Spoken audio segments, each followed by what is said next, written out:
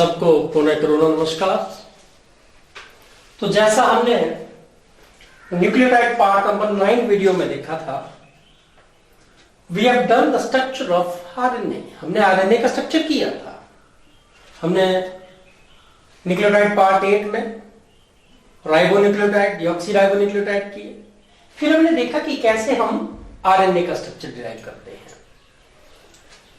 मैंने एक बात पे फोकस किया था that it is very important that the 3' end have OH, okay, and the new nucleotide will join at the 3' end of the previous nucleotide.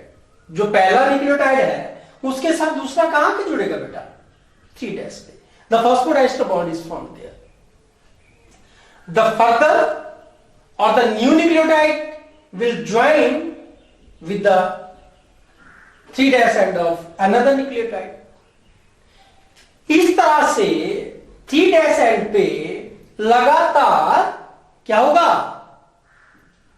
This is the new nucleotide will join, and along polynucleotide chain is formed. इसका मतलब कि ये RNA क्या चीज है? RNA क्या हुआ बेटा? वो पॉलीन्यूक्लियोटाइड चेन है बेटा।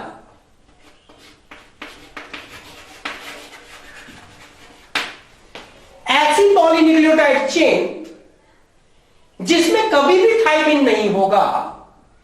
Instead of thymine there is uracil. Having polynucleotide chain having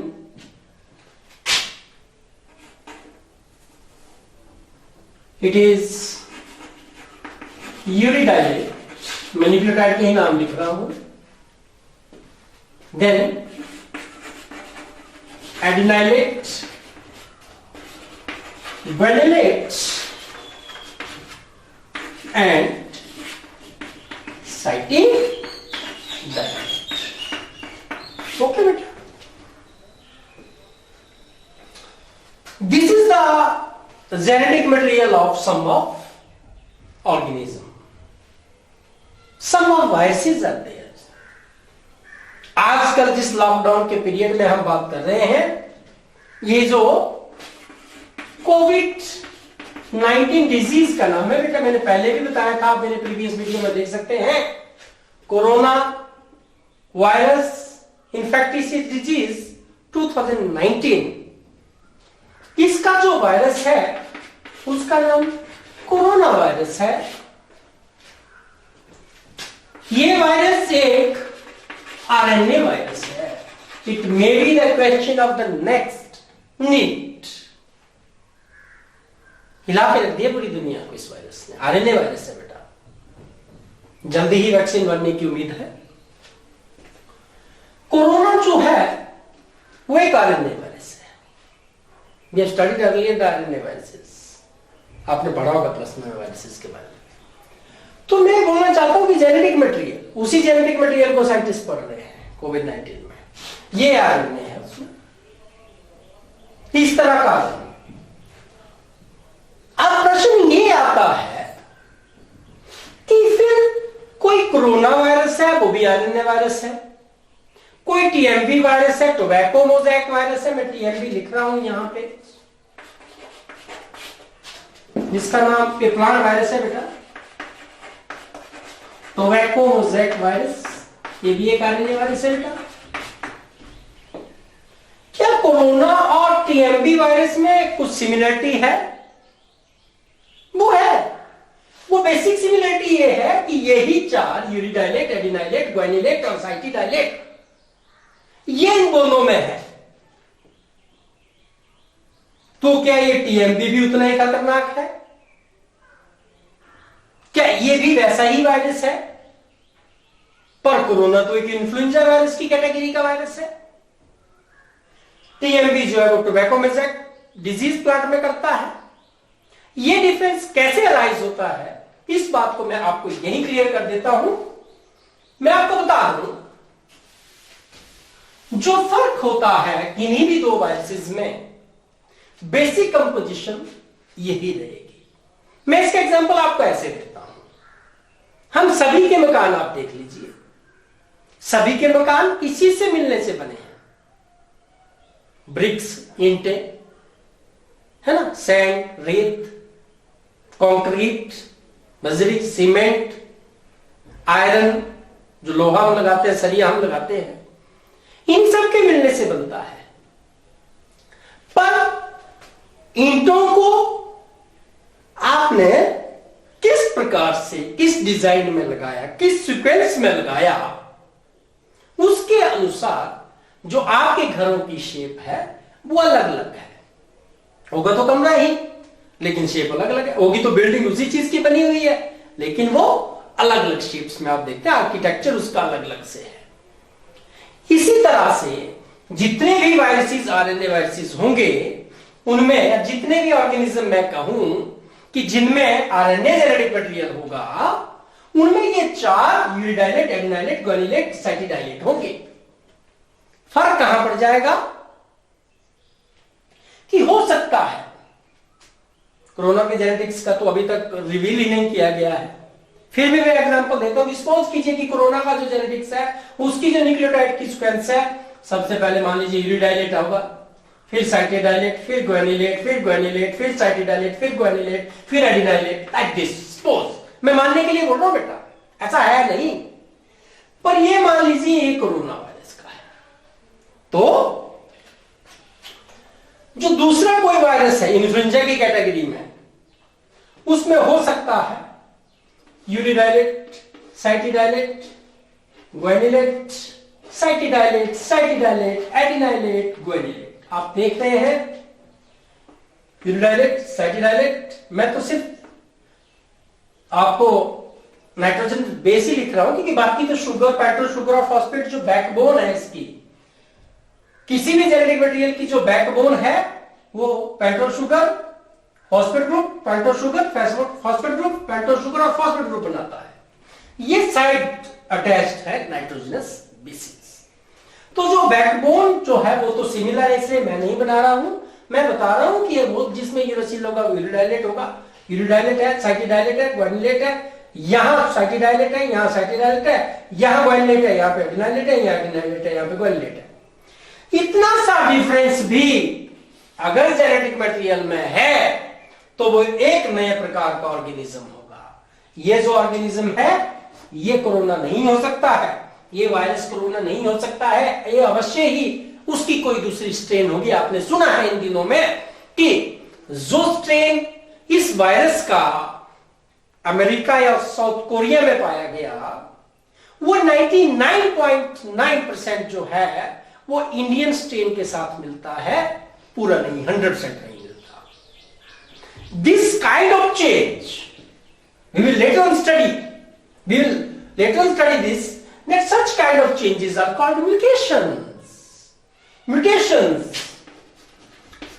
मैं म्यूटेशंस को बाद में आपके साथ डिफाइन करूंगा काफी डिटेल में, आप इसे बदलाव कह लीजिए। फिलहाल सिंपल भाषा में मैं बात आपसे करना चाहूंगा।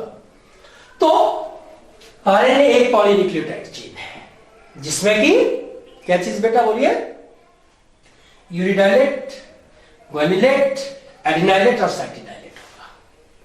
Okay, and it will behave as the genetic material of some of the organism. Is it clear? मैं लिख सकता हूं polynucleotide chain having uridylate, adenylate, guanylate and cytidylate, and which behaves as genetic material of some organisms। Is it clear बेटा? Clear हो गया अब आपको? एक जेनेटिक मटेरियल आपने कर लिया। मैं ये बता दूं, मैंने तो एक एग्जांपल दिया, सिर्फ इसमें 3 न्यूक्लियोटाइड मैंने दे दिए, पर ऐसी लंबी chain, quite long chain, the different organism have different sequences of these nucleotides and different number of the nucleotides. जो अलग अलग ऑर्गेनिज्म है उनमें एक तो क्या चीज? इनकी सीक्वेंस अलग अलग होती है न्यूक्लियोटाइड्स की। जो 4 तरह के न्यूक्लियोटाइड है, यूरिडाइलेट, एडिडाइलेट, ग्वानिलेट, साइटोडाइलेट, मैं बार बार बोल रहा हूं, कहीं भी आप मुझे थाइमिडाइलेट बोलते हुए नहीं सुनेंगे, क्योंकि ये आरएनए है, ये डीएनए नहीं है। मैं बार बार फोकस आपके साथ कर रहा हूं इस बात को। और आप देखिए कि इन 4 के मिलने से ही बनना है, लेकिन सीक्वेंस जो है वो अलग अलग होगी और नंबर भी अलग अलग ऑर्गेनिज्म में अलग अलग होगा। मुझे लगता है शायद आप अब इस बात को समझ चुके हैं। अब मैं आपके सामने बात करने जा रहा हूं आरएनए के अलावा DNA. We will study the structure of DNA. मेरे लिए थोड़ा आसान है ब्लैक बोर्ड पे करना, लेकिन आप बच्चे अब तो बात को समझ चुके हैं, इसलिए आपके लिए भी आसान है, मुझे पता है। अब मैं आपसे क्वेश्चन करूंगा कि what is the difference between the two. अगर मैंने अब आरएनए लिख दिया और ये डीएनए लिख दिया, अगर मैं इसे अभी आरएनए लिखता हूं तो स्ट्रक्चर आपके सामने है। और मैं एक और बात कहना चाहूंगा, RNA is single stranded usually. RNA usually it is single stranded structure, जबकि जो डीएनए है वो सिंगल स्ट्रैंडेड नहीं होगा। जब मैं मॉलिक्यूलर बायोलॉजी वाला कॉन्सेप्ट करना शुरू करूंगा आपके साथ जेनेटिक्स में, तो मैं आपको बताऊंगा कि RNAs are of different types. मैं भी थोड़ा सा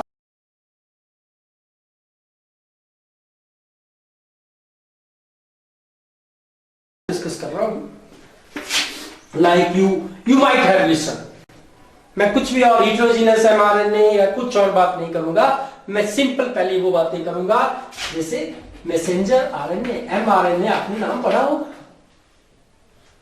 आपने टीआरएनए नाम पढ़ा होगा, और आपने एक और नाम पढ़ा होगा स्मॉल आर, फिर RNA. It stand for ribosomal RNA, ribonucleic acid, the most abundant RNA, सबसे ज्यादा पाई जाने वाली आरएनए यही है। यहां लिख देता हूं बेटा, मोस्ट अबंडेंट, सबसे ज्यादा पाई जाने वाली आरएनए। नीट में आता है question, which one is the most abundant RNA, तो आप क्या लिखेंगे, कौन सा सर्कल करेंगे ऑप्शन जिसमें राइबोसोमल आरएनए लिखा होगा, इन्वॉल्व होता है राइबोसोम बनाने में। उसके बाद messenger RNA, mRNA stands for messenger RNA बेटा। TRNA stands for what, transfer RNA बेटा। इसके अलावा भी और है, मैं आपको लिखूंगा hnRNA, ScRNA, small cytoplasmic RNA. There are so many other 1 or 2, 3, 4 or 5 types more are there. We will discuss it in detail. But it is usually single stranded. The transfer RNA is formed by the folding of the RNA in a clover leaf-like model. Okay? So we will discuss this later in detail. अभी तक आपको चिंता करने की बात नहीं है। तो मैं बात कर रहा था कि अब मैं आर को रिप्लेस कर रहा हूं किससे, डी लेटर से। तो ये क्या बन गया, डीएनए। और पूरा क्या फुल फॉर्मेशन है बेटा इसका, it is deoxy ribo nucleic acid. क्या है बेटा, डिऑक्सी राइबो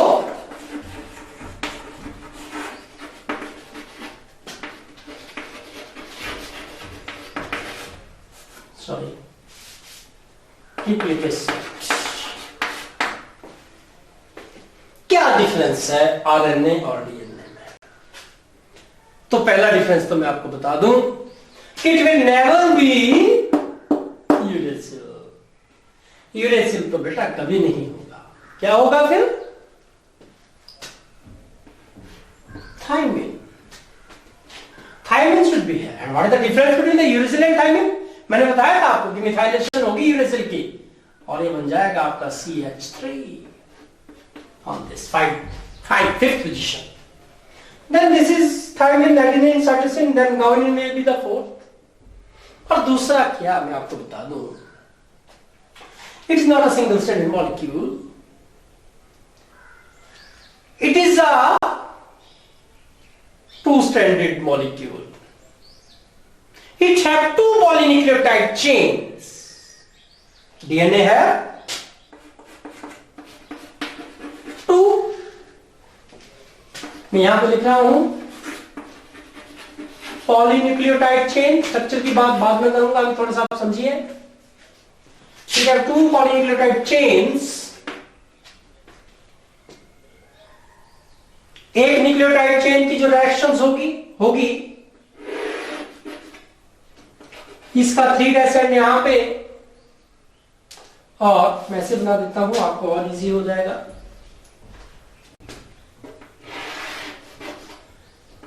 एक का 3' एंड यहां पे और दूसरी का 5' एंड यहां पे। दोनों ही चेन जो होती हैं वे पैरेलल होती हैं। पैरेलल जो होती है वो समानांतर जो चीजें होती हैं उन्हें कहते हैं इस तरह से। और खास बात है कि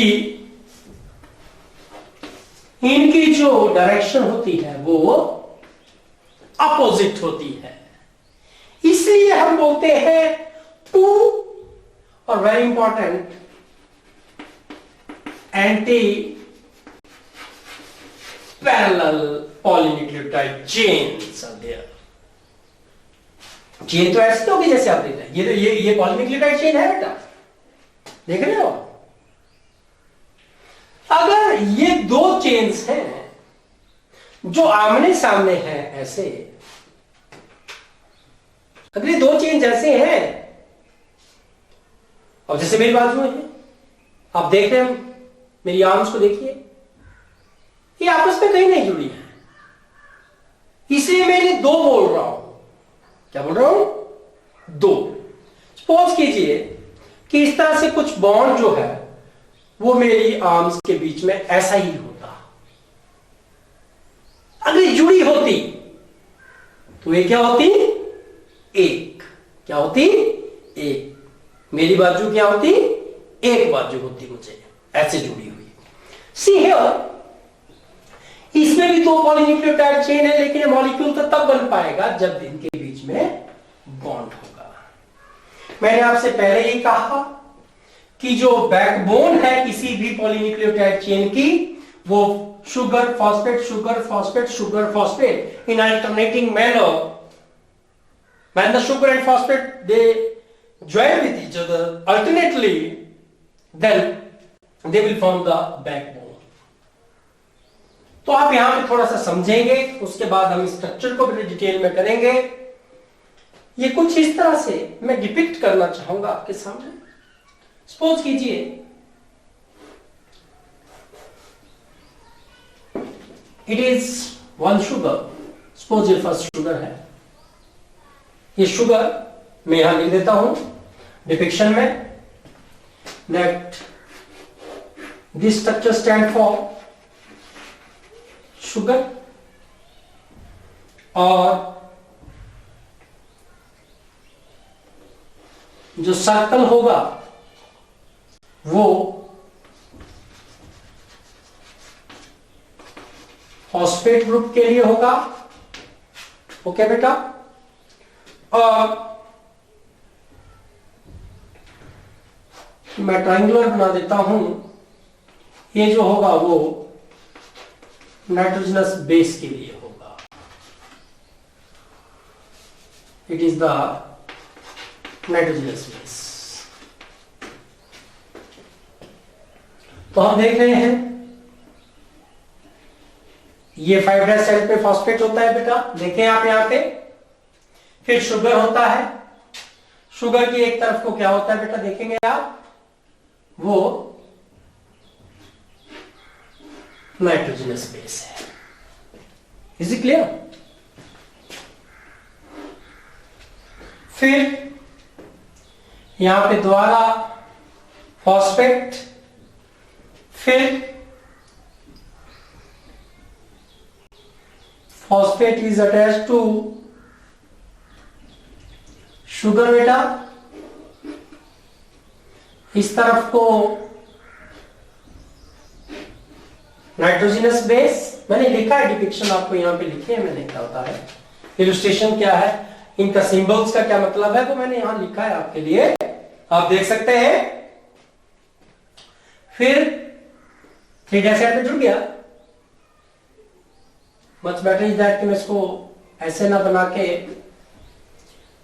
क्योंकि कहीं पजल ना आप हो जाए, मैं इसको पेंटागनल के रूप में बनाऊंगा, क्योंकि पेंटोज शुगर हुआ करती है। और अगेन क्या होगा बेटा, बिल्कुल सही, oxygen is attach to the, yes, this pentose sugar, here is the nitrogenous base। देखिएगा आप, अभी क्लियर हो जाएगा आपको सारा का सारा। फिर यहां पे दोबारा पेंटोज शुगर, और इस तरह से sorry phosphate group, then pentose sugar, and here it is OH group of this pentose sugar. So it is the 3 descent, it is the 5 descent. Now see here, the chain is similar. मैं nitrogenous basis के नाम देना चाहूंगा। Suppose if it is thymine, it should be thymine, not USL. It may be adenine, it may be guanine, or here it may be what? Cytosine। मैं चारों की चारों को क्लियर कर देता हूं आपके सामने।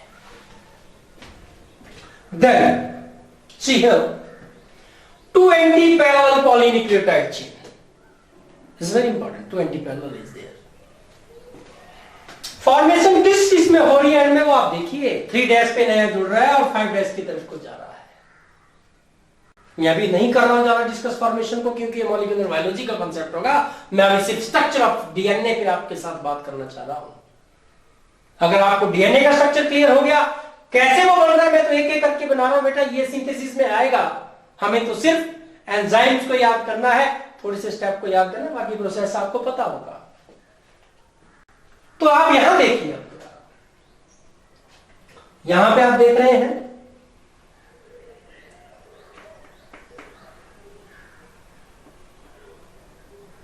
it should be pentose sugar should be here,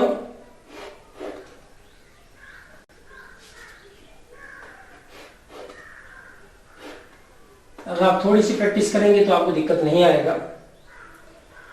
और इसके सामने जो होगा वो नाइट्रोजनस बेस होगा, ठीक है। मैं थोड़ा सा इसको ऊपर जैसे बनाता हूं, जिससे आपको सिमेट्री का पता चल पड़ेगा, लाइक दिस। और एक साइंटिस्ट हुए हैं, मैं इसको अब मिटा सकता हूं। एक साइंटिस्ट हुए हैं, he is Erwin Chargaff. Erwin चारगॉफ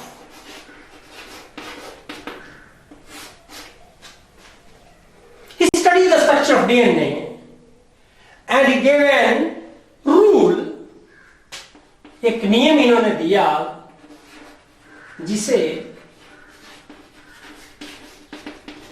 चारगॉफ्स rule कहते हैं। बहुत ही सिंपल रूल है, मैं बनाते बनाते आपको समझाऊंगा कि ये क्या रूल है। What is Chargaff's rule?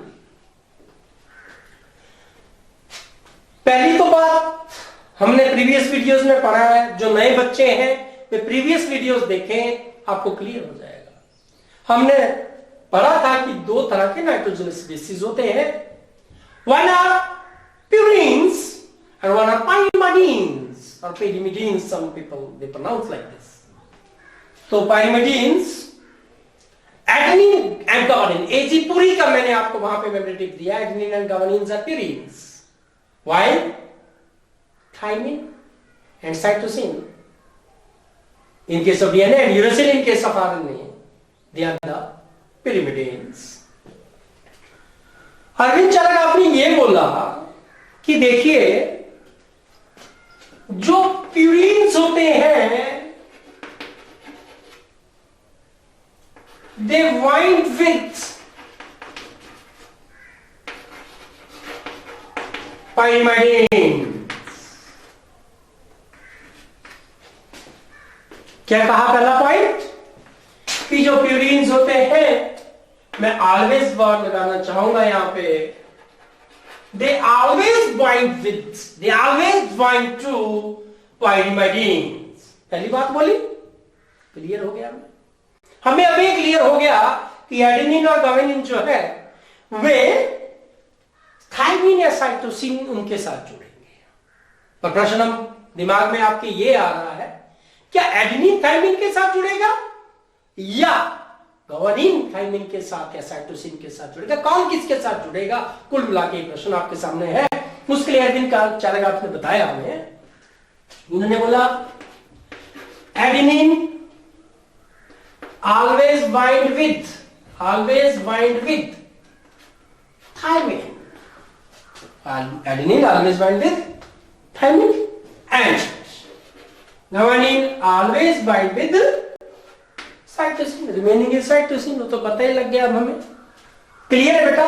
दूसरी बात चलेगा रूल में क्या है, पहला जो पोस्टुलेट है इसका, पहला जो आपके पास प्रस्तावना है इसकी, वो ये है कि purine always bind with the pyrimidine। दूसरा बोल दिया कि adenine always bind with the thymine and guanine always bind with the cytosine.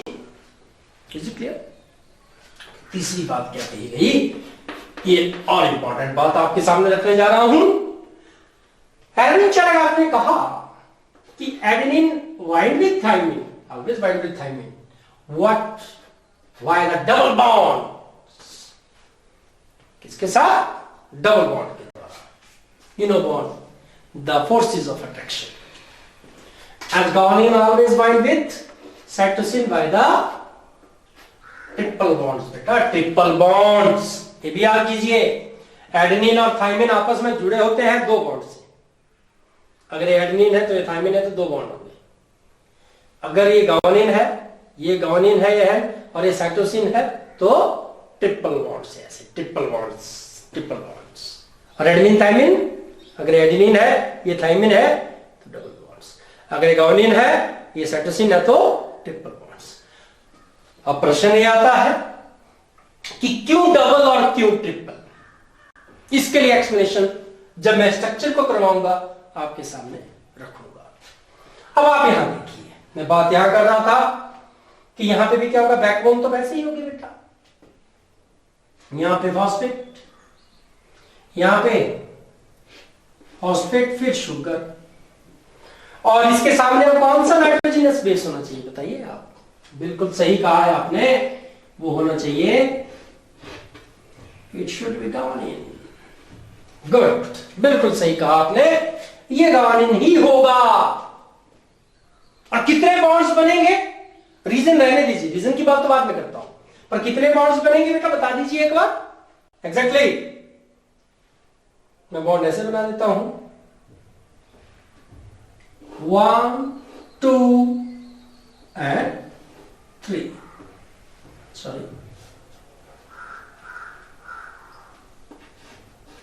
देखें आप, 1 2 and 3 बॉन्ड्स आते हैं। Okay, and why the 3? Answer आपके सामने रखूंगा,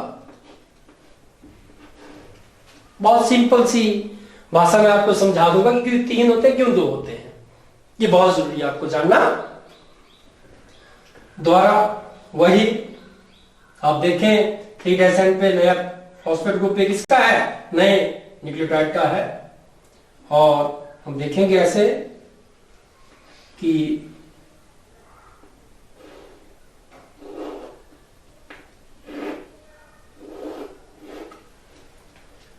backbone of phosphate group.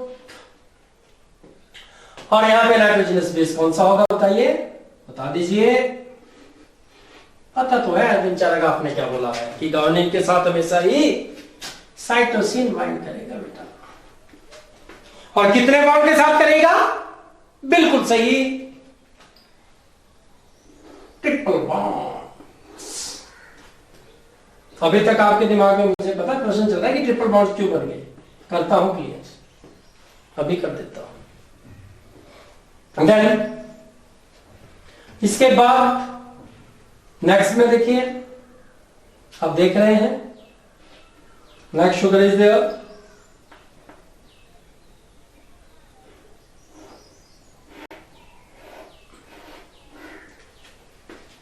Okay, the nitrogenous base should be here. If it is adenine, then the nitrogen base should be, it should be thymine बेटा, बिल्कुल सही कह रहे हैं आप, it should be thymine. And how much bond should be there? कितने चाहिए? It should be 2 bonds. मैं लकी कलर से बना रहा हूं इनको।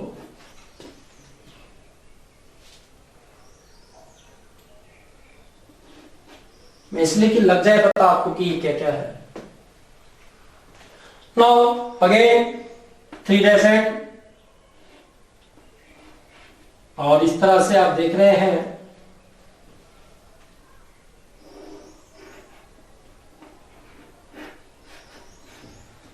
और यहां पे ये 3 एंड का OH, for that reason this is 3 end, इसी कारण हमने इसको 3 एंड कहा था। और यहां पे क्या होगा बेटा, नाइट्रोजनस बेस होगा। कौन सा होगा बताइए मुझे, कौन सा होगा बताइए, एडेनिन। गुड, क्योंकि हमें पता है, तो एल्विन चारग आपका रूल हमें पता है बेटा। और कितने बॉन्ड बनेंगे बेटा, yes right, there should be 2 bonds, and in this way it became a very good structure of the DNA. अब ये मॉलिक्यूलर लेवल की मैंने बात की आपके साथ, तभी और ज्यादा हमें सीखने को है। हम लोगों ने पढ़ा था 9th क्लास में, इससे भी छोटी क्लासेस में अब तो इंट्रोडक्शन है। That Watson and Crick, they are the two scientists. They say that it is a double helical model. Helix है वो तो डबल हेलिकल है। हेलिक्स का जब भी नाम लेते हैं तो हमें थोड़ा सा वो रस्सी की तरह या सर्पीला जैसा स्ट्रक्चर याद आ जाता है। वो कैसी स्ट्रक्चर होती है, क्यों बनती है, वो model, it is the best model ever for the DNA. पर अभी तक तो मैं आपको सिंप्लीफिकेशन में ये समझाना चाहता हूं कि ये होता क्या है। तो हमने देखा कि ये जो है वो 2 पॉलीन्यूक्लियोटाइड चेन से बना हुआ एक मॉलिक्यूल है, इसका 3'5' एंड है, दूसरे का। It mean there is a polarity in the polynucleotide chain, इसे पोलैरिटी कहते हैं। आरएनए में भी था 3'5' का पोलैरिटी, और इसमें भी 3'5', इसको पोलर रीजन, पोलर वो स्ट्रक्चर होता है जिसमें 2 अपोजिट एंड्स हो, 2 डिफरेंट एंड्स हो, तो इसकी पोलैरिटी है 3'5', for that reason 2 antiparallel polynucleotide chains are involved. Is it clear और नॉट? इस स्ट्रक्चर का पता लग गया बेटा? क्यों 3 और 2 बन रहे हैं वो भी देखेंगे हम, वो भी देखेंगे। एक्चुअली जब हम इस स्ट्रक्चर को यहां बनाते हैं, जो ये वाला स्ट्रक्चर मैं मॉलिक्यूलर आपको कराऊंगा, इसमें थोड़ा सा हमारे साथ दिक्कत क्या होता है कि black board is a 2 dimensional structure. मैं आपको बताऊं